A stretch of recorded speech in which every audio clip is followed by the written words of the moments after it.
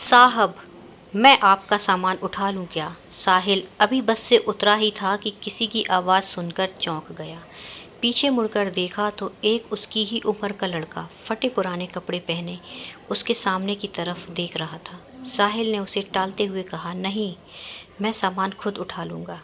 यह सुनकर वह लड़का थोड़ा निराश हो गया और बोला, साहब कुछ भी दे दीजिएगा, बहुत मजबूर हूँ, कुछ खाने का इंतज़ाम हो जाएगा। साहिल झुंझलाकर उसकी ओर देख रहा था। उस लड़के की आंखों में उसे आंसू नज़र आ रहे थे। फिर उसने गौर से उसे देखा तो समझ में आया, ये तो उसके बचपन का दोस्त राहुल है। फिर साहिल ने उससे कहा, पहले मेरे साथ चलो। वह उसे पास के एक ढाबे पर ले गया और पूछा, क्या खाओगे? साहिल के पूछने पर लड़के ने कहा, नहीं साहब, अगर आप सामान उठवाओगे तो ही मैं कुछ लूँगा। साहिल हंसते हुए बोला, हाँ मैं जानता हूँ तुम बहुत खुददार हो, किसी की मदद नहीं लोगे। सामान बाद में उठा लेना, पहले कुछ खा लो। बैठो, मैं अभी आया। लड़का डरते डरते सामने पड़ी मेज कुर्सी पर बैठ गया। साहिल कुछ देर में आकर उसके सामने वाली कुर्सी पर बैठ जाता है।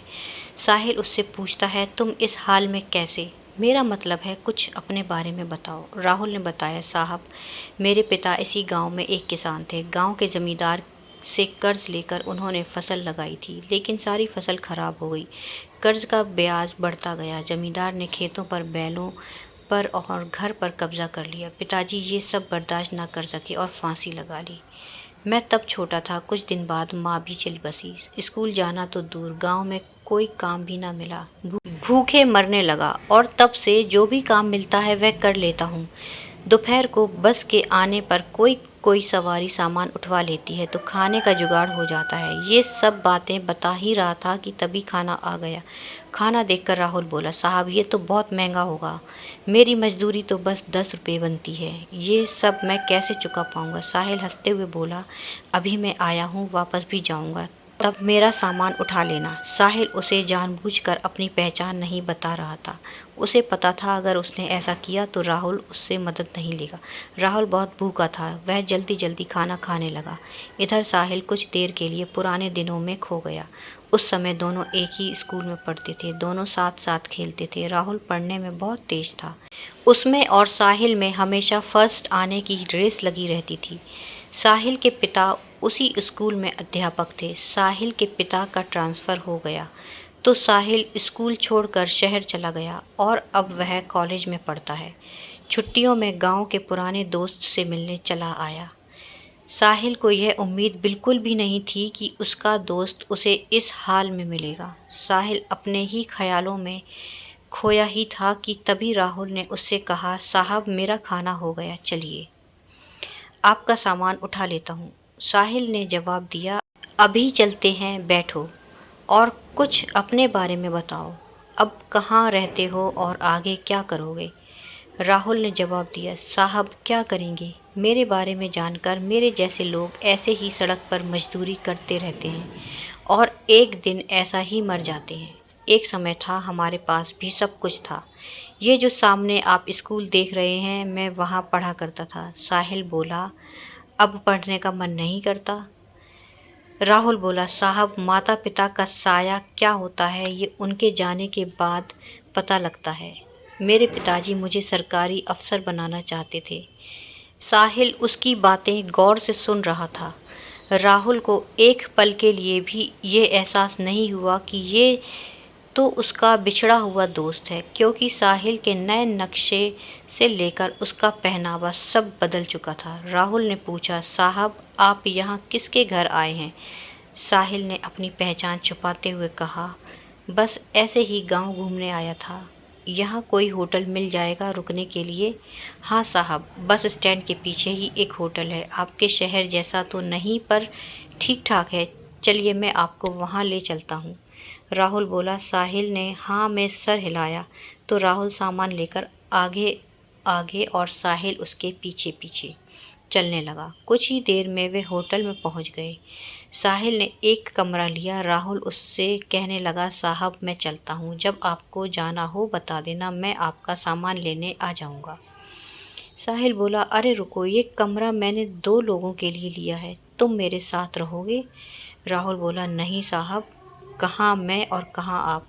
वैसे भी मैं तो कहीं भी सो जाता हूँ। मेरा बिस्तर एक पेड़ के ऊपर रखा होता है, वहीं पेड़ के नीचे चबूतरे पर मैं सो जाता हूँ। मुझे जाने दो साहब। साहिल बोला, मुझे तुमसे बहुत सी बातें करनी हैं। जब तक मैं यहाँ हूँ तुम मेरे साथ रहोगे। मैं यहाँ किसी को जानता नहीं हूँ। तुम मुझे पूरा गांव घुमाओगे। फिर राहुल बोला, ठीक है। फिर साहिल राहुल को लेकर एक कपड़े की दुकान पर पहुंचा। उसे नए कपड़े दिलवाए, नए जूते दिलवाए। फिर उसे लेकर होटल पर आया। उसने राहुल की ज़रूरत का हर सामान खरीदा और उससे कहा, तुम नहा कर ये कपड़े पहनो, मैं अभी आता हूँ। राहुल को कुछ समझ नहीं आ रहा था। वह नहा धोकर नए कपड़े पहनकर अपने आप को शीशे में देख ही रहा था, तभी साहिल आ गया। राहुल अपने कपड़ों को देखकर रो रहा था। साहिल बोला, क्या हुआ, कपड़े अच्छे नहीं हैं? साहिल बोला, नहीं साहब, माँ की याद आ गई। वो अपने हाथ से सिलकर कपड़े पहनाया करती थी। कल मैं आपको अपना घर दिखाऊंगा जो जमींदार ने हथिया लिया। साहिल उससे बैठकर बातें करने लगा। कितना कर्जा था तुम्हारा? राहुल ने कहा, साहब सब मिलाकर 50,000 था। अब तो 80-90 हज़ार हो गया होगा। काफ़ी देर इधर उधर की बातें करने के बाद दोनों सो गए। सुबह साहिल राहुल को लेकर गांव घूमने गया। वहां राहुल ने अपना घर दिखाया जो बंद पड़ा हुआ था। फिर उस पेड़ के नीचे ले गया जहां वह सोता था और बोला, साहब ये पेड़ ही मेरा माँ बाप हैं, मैं यहीं सोता हूँ। फिर साहिल बोला, राहुल, मैंने तुमसे झूठ बोला था। मैं गांव घूमने नहीं, सिर्फ तुमसे मिलने आया था। ये सुनकर राहुल चौंक गया। साहिल ने बताया, मैं तुम्हारे बचपन का दोस्त साहिल हूँ। ये सुनकर राहुल गौर से साहिल के चेहरे को देखने लगा। उसे अब उसमें अपना दोस्त नज़र आने लगा। उसकी आंखों से टप टप आंसू बह रहे थे और एक टक साहिल को देखे जा रहा था। उसके अंदर का सैलाब अब उमड़ने लगा था। इतने सालों का दर्द उसकी आंखों से बह रहा था। आज उसका कोई अपना उससे मिलने आया था। इस बात पर अभी भी उसे विश्वास नहीं हो रहा था। साहिल ने उसे चुप कराया, फिर उसे लेकर अपने घर गया और कुछ रुपए अपने चाचा से उधार लिए। फिर कुछ किसानों को इकट्ठा किया और जमींदार के घर पहुंच गया और जमींदार से पूछा, इसके पिता पर कितना कर्जा है? जमींदार ने अकड़ से कहा, कौन चुकाएगा? इसके पास तो फूटी कौड़ी नहीं है, नहीं तो इसका बाप फांसी पर नहीं झूलता। सब मिलाकर 1 लाख है। साहिल ने बैग से 1 लाख रुपए निकाल कर जमींदार के सामने रख दिए और कहा, इसके खेत, मकान और बैल अभी वापस चाहिए। जमींदार ने यह देख कर घबरा गया, लेकिन इतने लोगों के सामने कर भी क्या सकता था। घर की चाबी और कागज़ वापस कर दिए, बैल उसके घर भिजवा दिए। साहिल ने राहुल को खेती करने के लिए रुपए भी दिए। राहुल उसके पैरों में गिरकर रोने लगा। साहिल उसे उठाकर कहा, दोस्त, अब तुझे आगे निकल कर दिखाना है। अगली बार जब मैं गांव आऊं तो मेरा दोस्त मुझे खुशहाल मिलना चाहिए। यह सुनकर साहिल ने राहुल को गले लगा लिया। अगले दिन साहिल शहर चला गया। इसके 6 महीने बाद एक दिन साहिल दरवाजे की घंटी की आवाज़ सुनकर दरवाज़ा खोलने गया तो देखा सामने राहुल खड़ा था। 6 महीने में बिल्कुल बदल गया था। साहिल ने उसे गले से लगा लिया। अंदर आकर उसने साहिल के माता पिता का पैर छुआ। साहिल बोला, अचानक यहाँ कैसे, सब ठीक है ना? उस जमींदार ने परेशान तो नहीं किया? राहुल बोला, नहीं यार, सब ठीक है। मेरी फसल भी अच्छी हुई है और उसकी कमाई से तुम्हारा कर्ज चुकाने आया हूँ। ये 20,000 हैं, बाकी धीरे धीरे चुका दूंगा। साहिल बोला, तू मेरा भाई है, मैंने कोई कर्ज नहीं दिया था तुझे। तूने कैसे सोच लिया ये मैं नहीं ले सकता? लेकिन राहुल जिद करने लगा। तब साहिल के पिता ने कहा, बेटा रख लो, ये इसकी खुददारी है। जो शिक्षा मैंने दी थी ये उसका पालन कर रहा है। साहिल पैसे रख लेता है। फिर राहुल शर्माते हुए उसे अपनी शादी का कार्ड पकड़ा देता है।